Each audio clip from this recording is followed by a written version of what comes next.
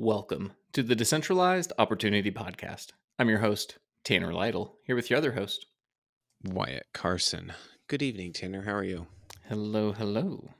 Doing good, doing good. I probably Good. should actually answer you rather than just I greet know. you. It wasn't rhetorical.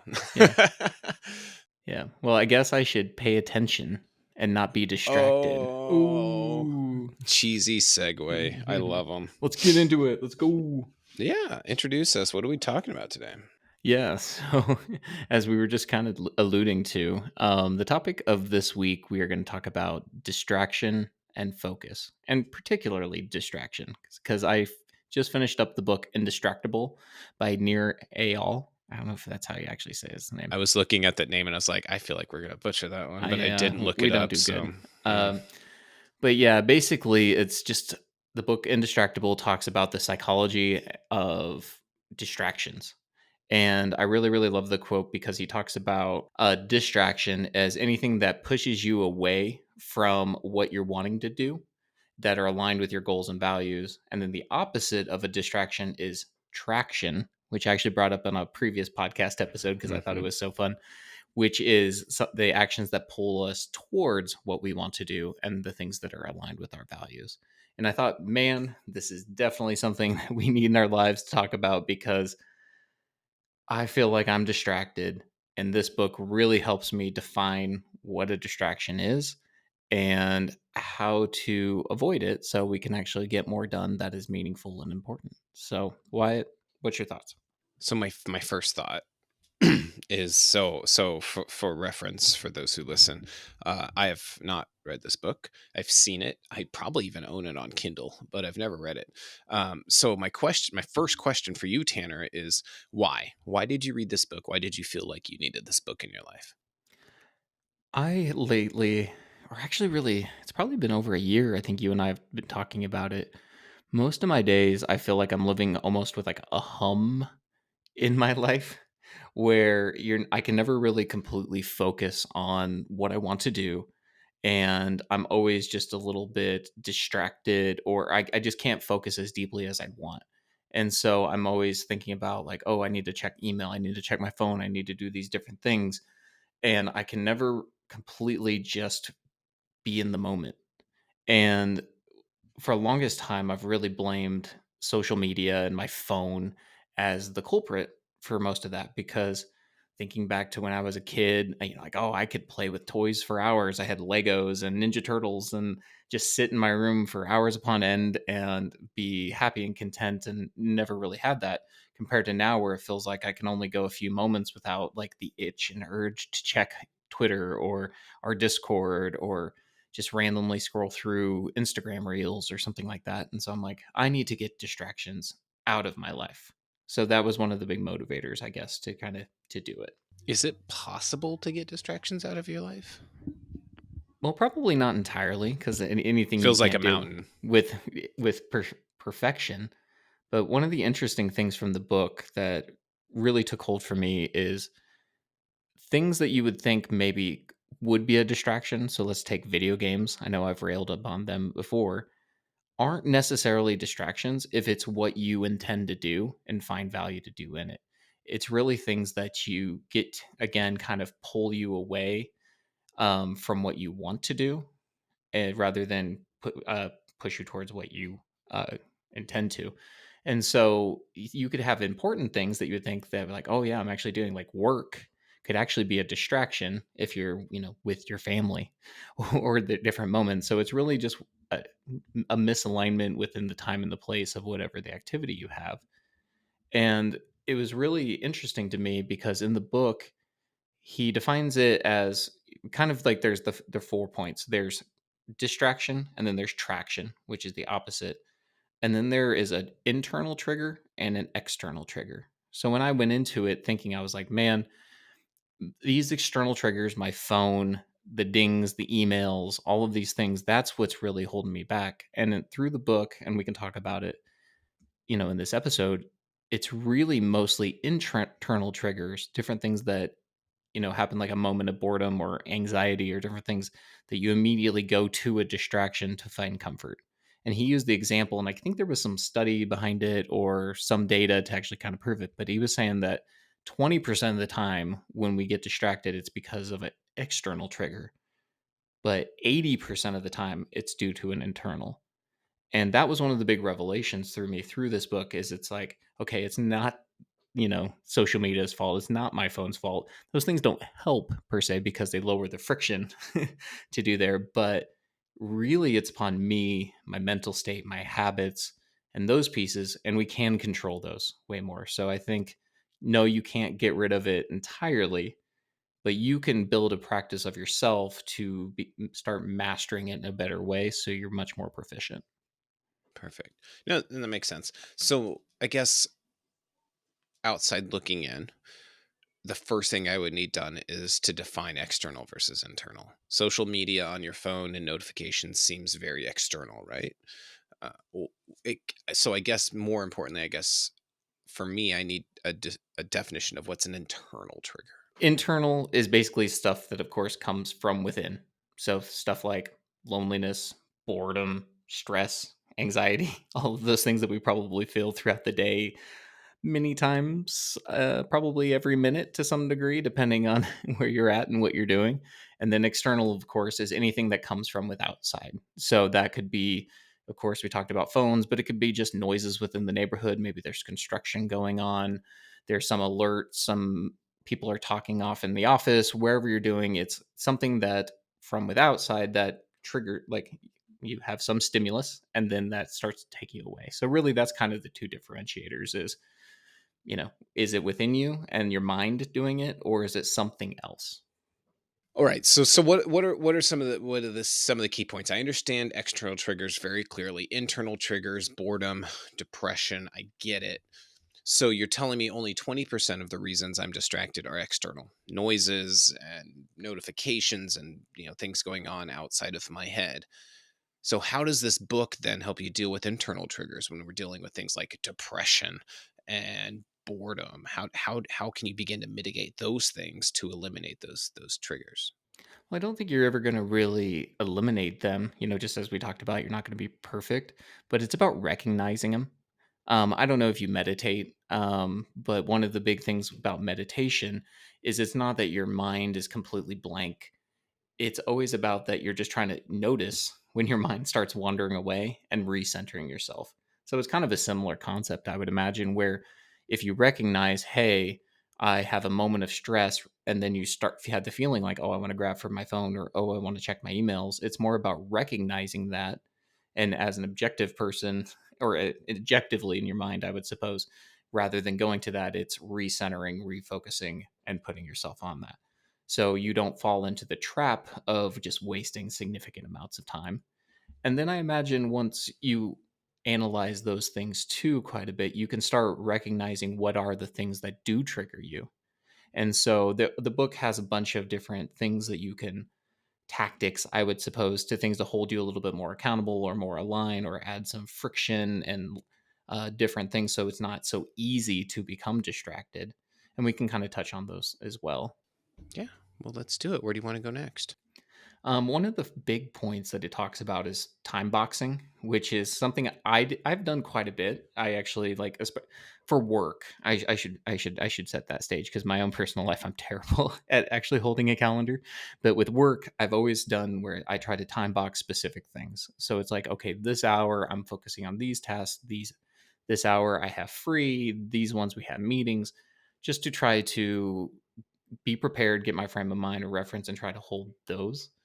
um, but what he talks about is actually planning every moment of your day in advance, which can sound kind of cumbersome. But when you think about what is important to you, so things like, of course, work has some importance, but if work is spilling into family time, you should actually have dedicated moments where you know that you're going to be spending time with your family. Your family knows that that's the time where they get you. So they're not just left wondering or holding the bag, and you can again remove certain things like your phone or different things like that so you're not as prone to being distracted in those moments.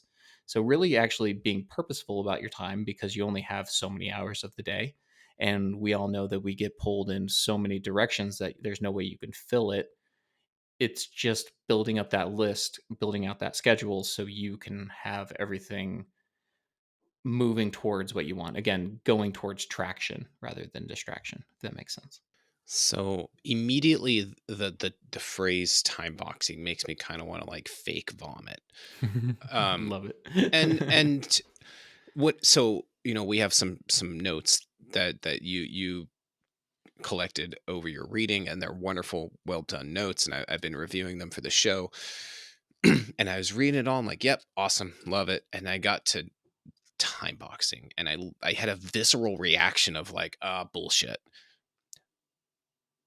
Time boxing at work for 8 hours minus 1 to 2 hours for breaks and lunches, depending on how your company works.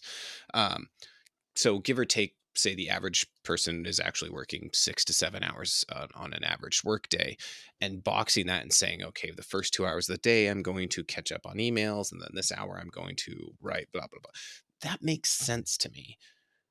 But time boxing an entire day, what's the value in that? Because I don't know about you, but I can't think of a single day where anything has ran on schedule, including when I brush my teeth. How do you do that? Because I've tried this before and I quit after one day. I genuinely could not make it because I was like, this. There's no way you can fit an actual real life human chaotic experience into time boxes. So what do you recommend for that? The first thing I would do is actually start gathering some data on what your schedule really looks like. Because I imagine, even though you feel like your days are very chaotic, there's probably patterns and structure to it that have just happened due to happenstance.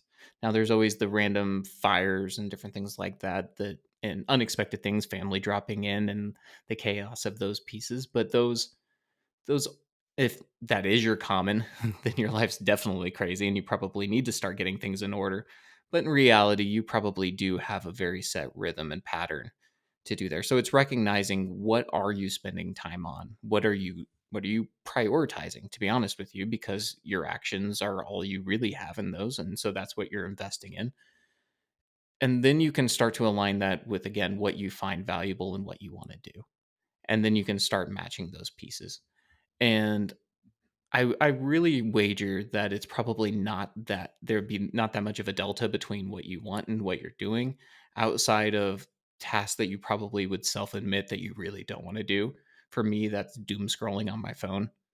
I will just get lost in reels because I will have some sort of anxiety, or I'll be stressed out on something, and I'm using that to distract myself from actually dealing with what I want to do, or just using it as a way to alleviate that rather than spending time doing something that I actually should be doing or inherently want to do.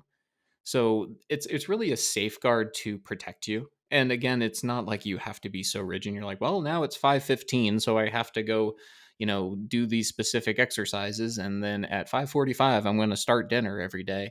But really, just kind of guiding posts for you to start, and then of course, depending on how demanding your schedule is, you might have to be hold yourself a little bit more because you have to accomplish a lot more in the day.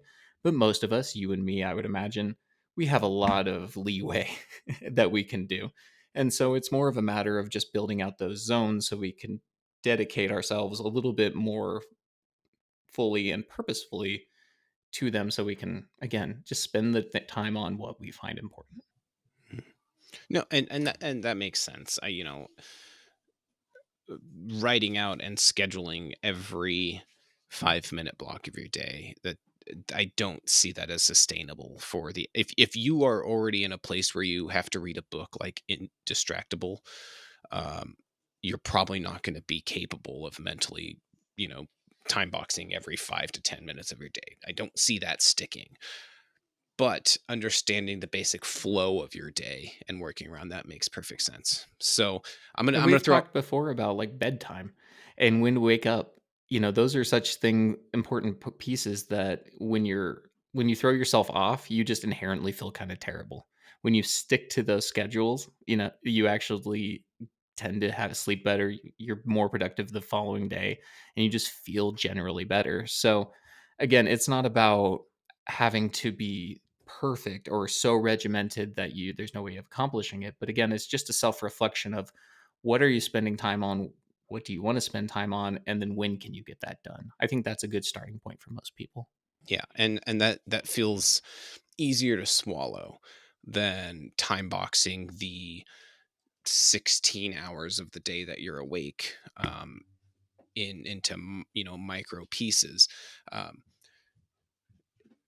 so my last naysayer comment, and then I swear I'll be more agreeable in the rest of the No, conversation. I love the battle against this, because if someone's not on board, man, they're not. We got to Every time I turn them hear, over. I am a productivity consultant. It's what Hmm. I do.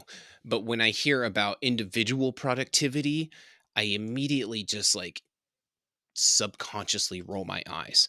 Um, which is why I'm really interested to hear this Indistractable book and the insights you gained from it, because do Pomodoro and time box. Every person who's ever had a blog has written about that. Where I have not seen a lot of information, so maybe it's just a me problem, but I just can't imagine that being true, where productivity hacks and all of this stuff really just fail for me is people who have families and people who have kids and people who have wives. There is a kind of unwritten assumption in my house that unless I'm recording this podcast, which took some convincing, um, after like 5 p.m., like I'm my family's. I am on their time, and that and I'll be a little blunt and honest here.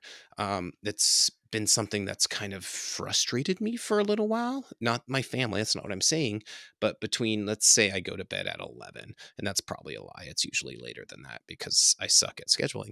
Um, so let's say I go to bed at 11 o'clock, I get off work at 5. That's 6 hours of my day where I'm not really sure what I'm doing,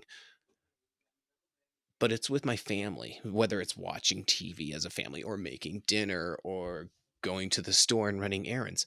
6 hours of every single one of my days is it's time boxed, even though there's no definition in that time box, and that does not leave much room for me to go and pursue those interests and hobbies without taking away from my family.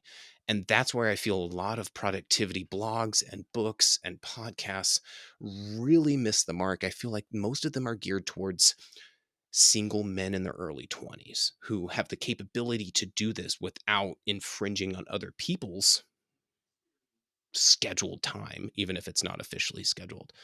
So, how do you work around families? Because that's my problem with all of these, and why I've stopped reading into them, because they just don't fit in my lifestyle. So it goes back to priorities, right? So if you're time blocked with your family for 6 hours, and you feel truly that that's an appropriate investment of your time, which I would wager is a pretty darn good investment of your time. There's only 24 hours in the day, and you're probably sleeping for at least 8 of it. So you're dedicating a good chunk of your Sure, waking hours to let's it. say 8. Yeah, Yeah, let's say pretend I'm 8. that healthy. Yeah. Yeah, But that's all good. Those are all good pieces. The real key is during that time, is your attention invested in them? Or again, is it distracted on things that aren't? Because what's really neat about the framing of this, and it's been really somewhat transformational for me, is it's like it's okay to go watch movies. It's okay to play video games. It's okay to do things that some would consider potentially a waste of time, but aren't if you actually value them, if it's what you intend to do. What's really the villain in this story arc is the non intentional actions. It's the things that take you away from what you want to do. So again, if you do an audit and you're present with your family and you're all doing those things and you're not just scrolling on your phone, or you get randomly sidetracked where you're not actually paying attention to them or doing what you want to do, then you're good in those sense. And I agree, like a lot of the stuff you see on the internet is entertaining because one wants to do more. But being indistractable isn't necessarily about doing more. It's just doing what you want to do. And that's kind of the key piece of it. 'Cause I don't know, like, I mean, we've talked about hobbies, and I have quite a few, but I don't dedicate nearly as much time as I did when I was in my 20s because, like you, I get off work and we start cooking, and it's family time until, the baby goes to bed around 8, 8:30. Then finally, I get some me time, which is some exercise, some reading, and then passing out. But there's those times that I invest, and I found this, from when it's like getting off work to when the baby goes to bed, I find myself checking my phone, or I thinking about work or thinking about all these other things rather than again focusing on what I've blocked myself to do, or scheduled myself to do in many ways.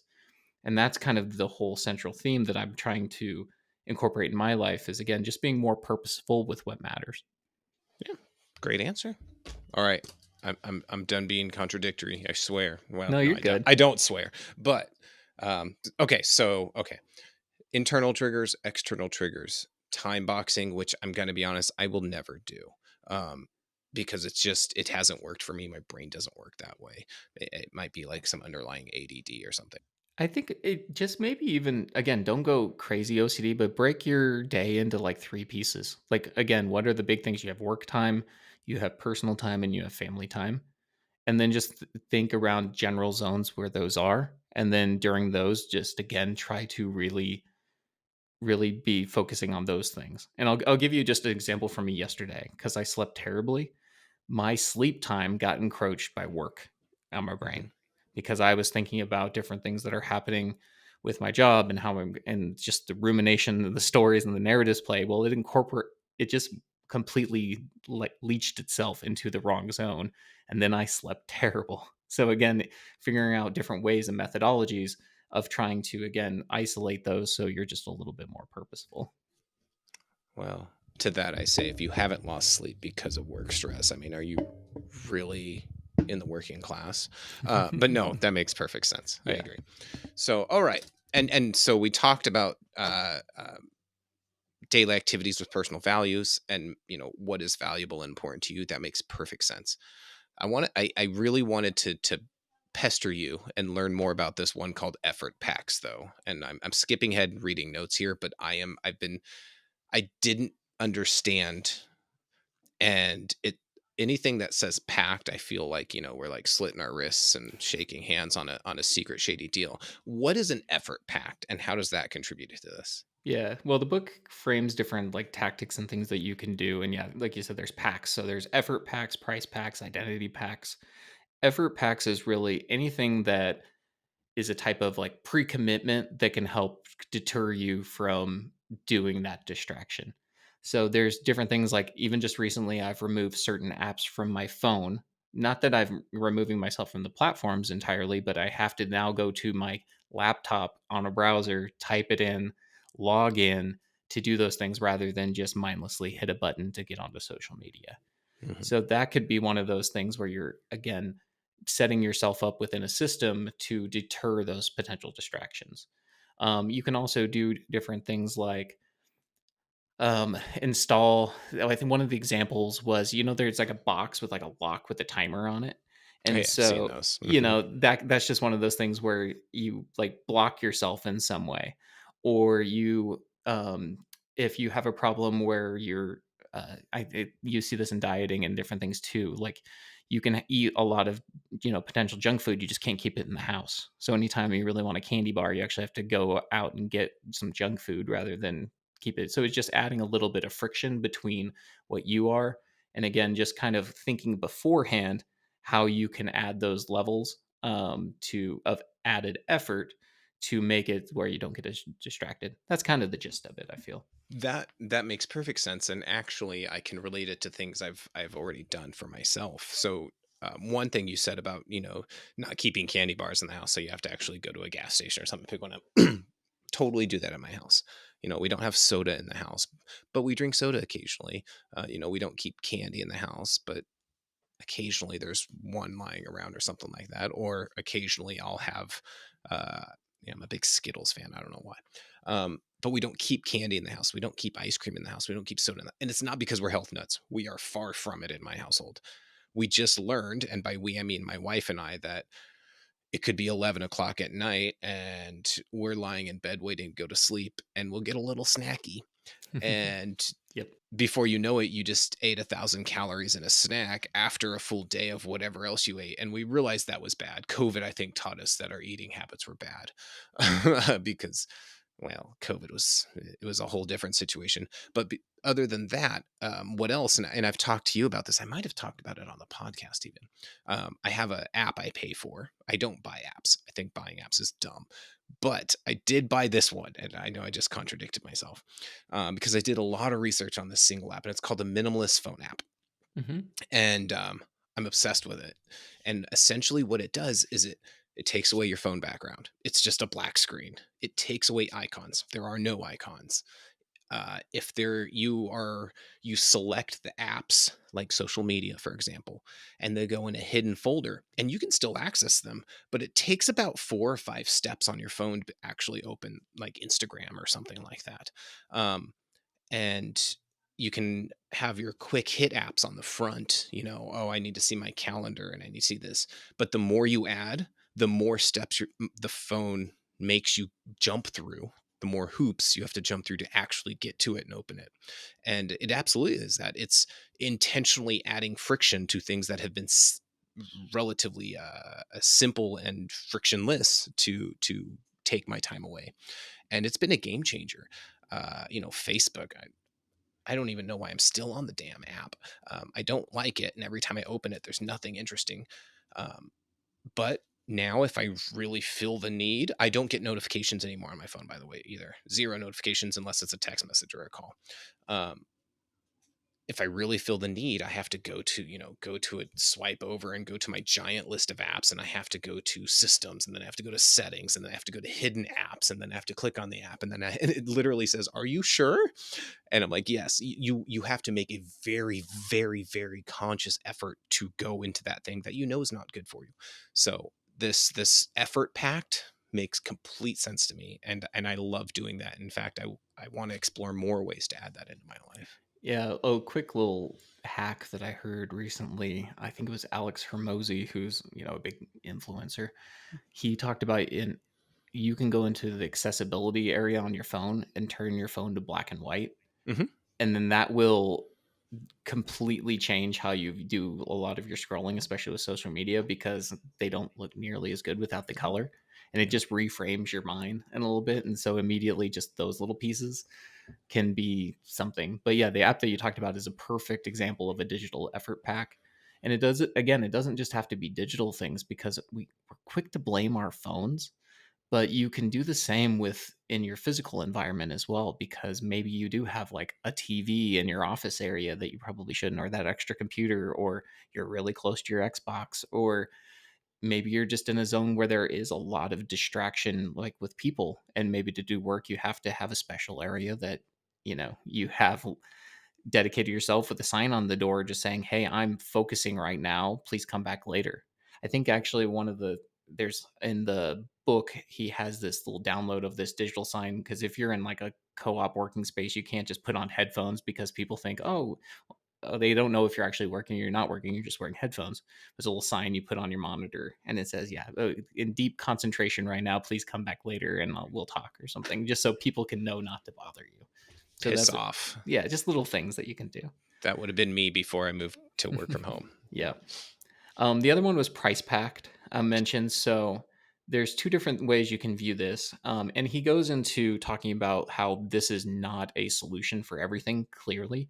This is something where it's more, you don't have a lot of external things that determine your success. Because if you put a price on it, whether that be like monetarily or even socially, then you don't want to necessarily fail without it being purposeful. But he talked about how he would he did a thing where he would burn calories or burn money. So every day he would exercise, or if he didn't do the exercise thing, he would burn $100.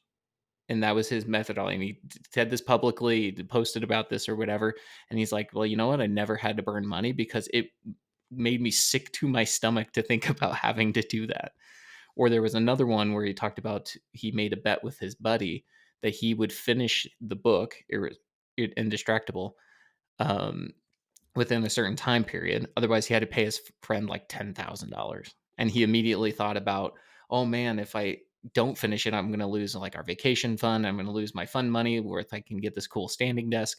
And basically, he was taking the future and bringing that pain that's potentially in the future where you don't really notice it into the present because you're like, man, if I can't get this stuff, it feels bad.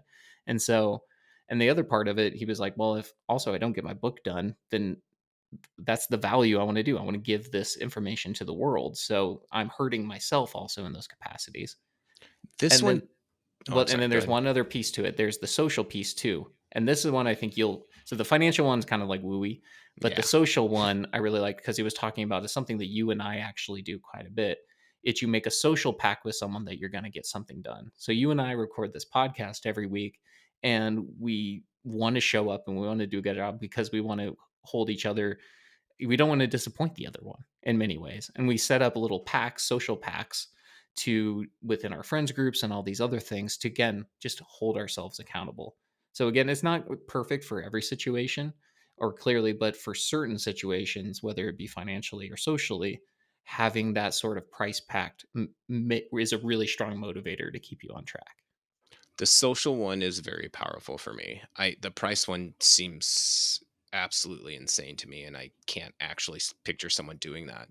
Because I can guarantee you, if I didn't walk 10,000 steps or something like that at the end of the night, I'm also not going to burn money. There's no way I wouldn't be able to hold myself accountable for the thing I wanted to, let alone holding up my end of the bargain with myself.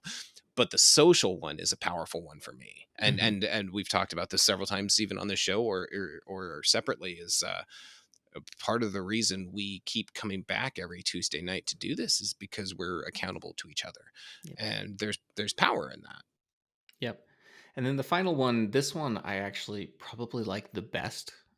It's something that we've talked about prior, but I never really had the name or the context for it. But it's the identity pact, and as you are defining yourself as you're giving yourself an identity with whatever you want to do. So we've talked about you're not just someone who's wanting to lose weight, but you're an athlete, or you're not somebody who's just looking to make a podcast here, but you're an actual podcaster.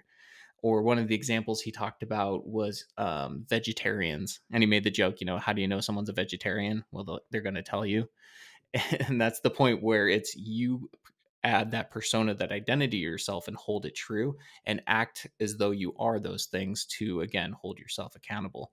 So by giving yourself an identity, it aligns your what self concept to whatever your goals and things are there. So that's a really powerful motivator to keep you on track and not get distracted because you at your core root, that's how you see yourself.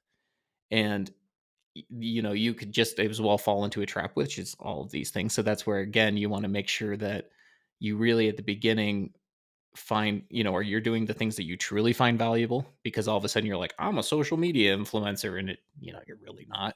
Like you don't really want to be, you just want to have, some notoriety online or something like that. But that's not going to bring you happiness or anything like that. But if you are, you're like, hey, I want to be somebody who's fit and healthy, and you identify again as being a fit and healthy person, or you identify as an athlete, or you identify as a crossfitter, or all those different labels that you can put on yourself. Well, those keep you in alignment much better than if you're just like, oh, I'm going to exercise once a week. Hmm. I can see that one. I that one actually makes a lot of sense to me. Um, it's kind of the fake it till you make it sensibility, which sounds has a very negative connotation to it, but there's power in it. Um, I spent the first 8 years of my career faking it until I made it, if I ever made it. But there were times when I was really on the wagon with exercise and diet, and there was like a year period where I did go vegan. Um, and I don't know if I approached it starting out thinking I was an athlete or I was healthy or blah blah blah blah blah. But you start developing this sense, which is probably that why that joke about vegetarians or vegans will tell you about it or whatever is because it does become a part of your personality. And Yeah, that one makes a lot of sense to me. So effort, got it. Price, I think is silly. Um, But social price Identity, is good. It's just social makes it's sense. monetary price. Monetary is, I just Yep. can't imagine someone actually holding themselves accountable for that. You'd have to be a very strong-willed, disciplined individual. But identity, I think there's something there, and there's probably some psychological reason for that that I would love to explore someday. But that's a good Yeah. one. So, I mean, there's throughout the book, and I recommend people pick it up because he gives lots of examples of again like how you can reframe your digital life, how distractions in work where you have like a less, an indistractable work environment because I don't know, it was really pointed to me. But there was actually like a study from like I think it was one of the London colleges or something around employees getting clinical depression through work. And it wasn't actually the task that they do, but it's the way in which things were set up. And it was due to basically not having control and all these different things. And just being distracted and all those things just pull you away from again having control. So there's all these negative effects that can happen. And so trying to again understand and have a good conducive work environment is important. There was also an example about what to do with children to help make where you're not as distracted with things. They're just going through the book is really powerful, has some good powerful examples that you can apply to yourself. And so I think it's well worth if you're kind of struggling with these and these topics kind of are intriguing to you to actually dive in. The audiobook's only like 5.5 hours. So you can really read it in a day or listen to it in a day. And with most of these type of books too, I'll say again, you're picking out nuggets. You're not reading it, sentence for sentence. You're looking for key stories, key points, things that are actually relevant to you. But because, we our situations change, you can always kind of go back to it and pick out what's relevant. So, it's pretty nice. Awesome. So, what were your takeaways? What are some actionable items that you, Tanner, got from this book? Not an overview of the book. What did you gain from this? The biggest thing for me again was understanding that the opposite of distraction is traction. Which is interesting because again it reframes because we think, oh, the opposite of distraction is focus, and it's like Mhm. no, actually it isn't, because again I came into it feeling like, oh, I'm in a hum, I'm not focusing on anything, I'm just distracted all the time.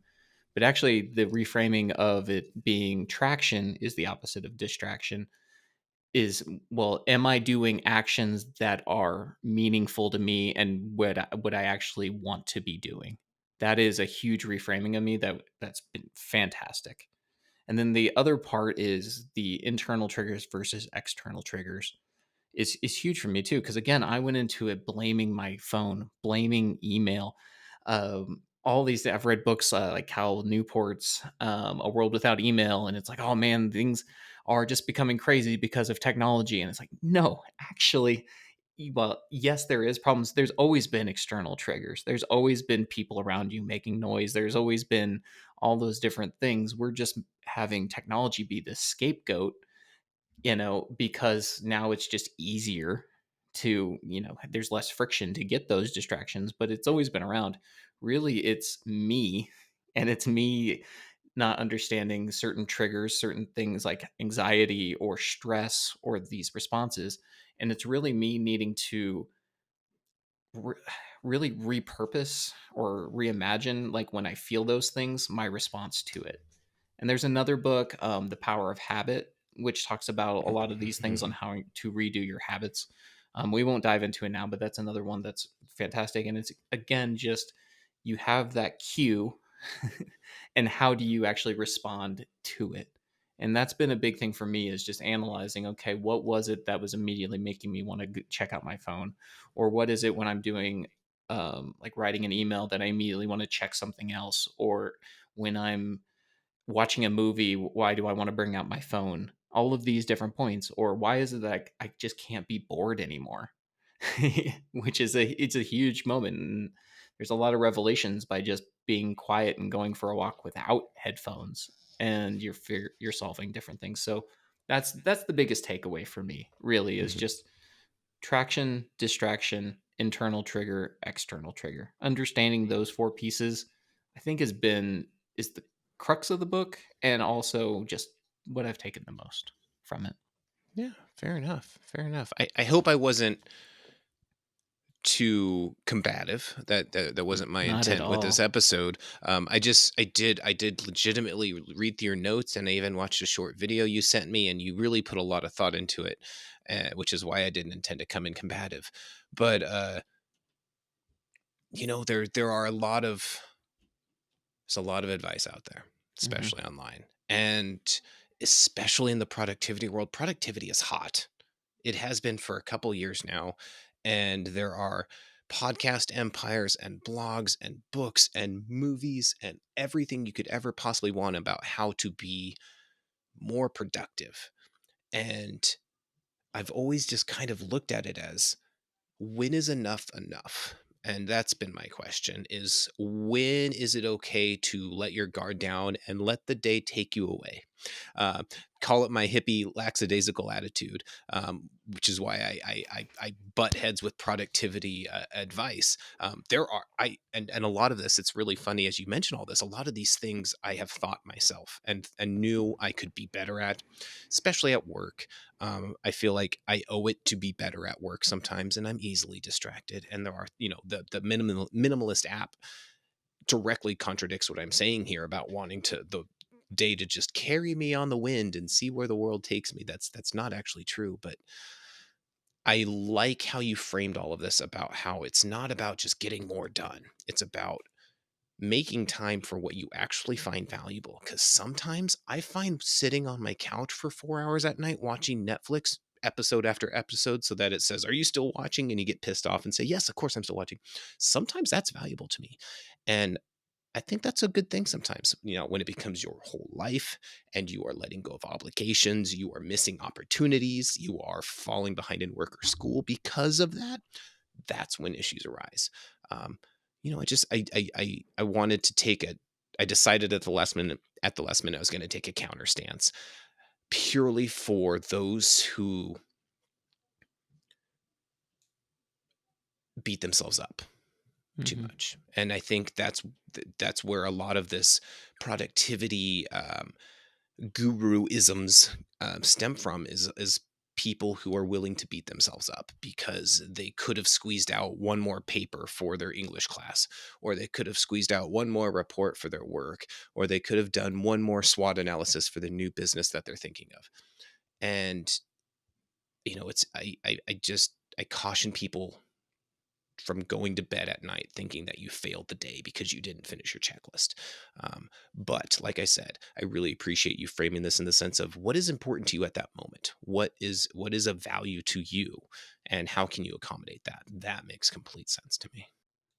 Yeah, well, I really enjoyed the push and pull because that's the only way that I can make sure I'm understanding it correctly, and that I think the listeners will get the most from it because yeah, these things do sound a bit woo woo. They sound a bit fake or inauthentic. And I mean, there's parts of the book, I'll be honest too, that I disregard because again, they're it's not maybe that they're not valuable, but at least to me at this point they're not, or Mhm. they go a little too far than I would want to take it. But the core portion of it, and that's any book really, is if you can take away a few impactful nuggets to make yourself a little bit better, then that's the whole point of it. So again, if you find that it's something that you would want to that you have issues with, you find that it's not about going at the end of the day not getting your checklist done. It's you get at the end of the day and you're like, man, I didn't do anything I wanted to do.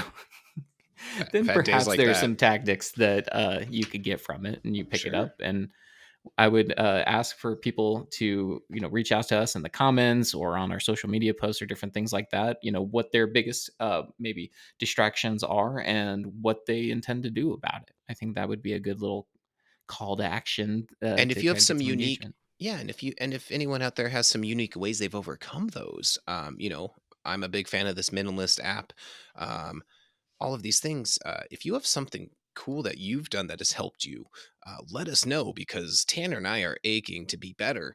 Um, and yeah, we'd love to hear it. So Well, awesome. Well, great talking to you once again. I know yeah, next week we have a guest, so I'm so excited for next week. super pumped. You want to give a little bit of a teaser? Sneak peek. Okay, I'm super excited for next week's interview. Um, this gentleman that we've invited on next week, not only is an incredibly successful business owner, he happened to be like my best bud in my army days. And I was in the army a long time ago. I'm older than I look. Um, but this guy from like day one for 8 years was my best bud in the army. We deployed together, and I'm just so excited. This guy was a huge part of my life, and we hauled families and companies and businesses, and you know, split apart a little bit after we left the army, and that's totally normal and fine. But I'm bringing him back on next week to talk about, to not embarrass him with old army stories. I'm going to try my hardest, but he owns a really cool business right here in Lincoln, Nebraska, and I think everyone here is going to really appreciate it. I think he's going to have some cool stuff to say. Well, I'm super excited. So, well, with that, we will see everybody next week. So, bye bye.